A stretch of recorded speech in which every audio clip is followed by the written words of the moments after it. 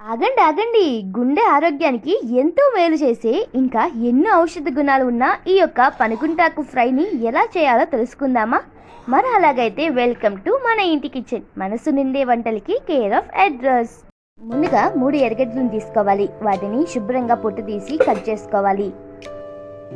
అలాగే 3 పచ్చిమిరపకాయలను శుభ్రంగా కట్ చేసుకోవాలి.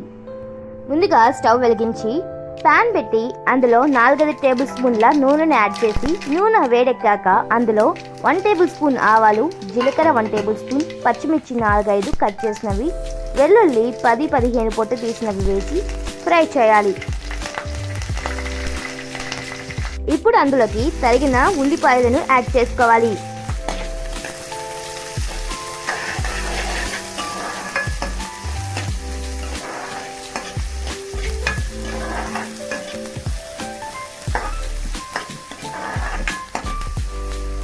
ఇప్పుడు మనం తీసుకున్న పనిగుంటాకును శుభ్రంగా నీటితో కడిగి పక్కకు తీసుకోవాలి.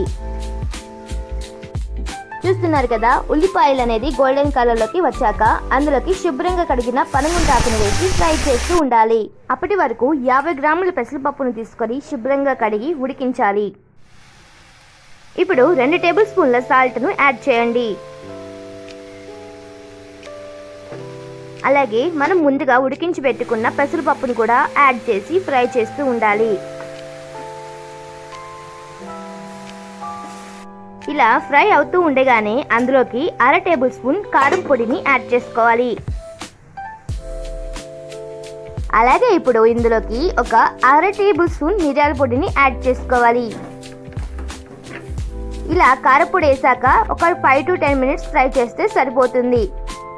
అంతేనండి, మన పనికుంటాకు ఫ్రై రెడీ. ఈ వీడియో మీకు నచ్చినట్లయితే ప్లీజ్ లైక్ చేయటం మాత్రం మర్చిపోకండి. అలాగే మీ ఫ్రెండ్స్ అండ్ మన ఇంటి కిచెన్కు సబ్స్క్రైబ్ చేయండి. ఈ యొక్క రెసిపీ మీ ఫ్యామిలీతో ఎంజాయ్ చేయండి. Thanks for watching.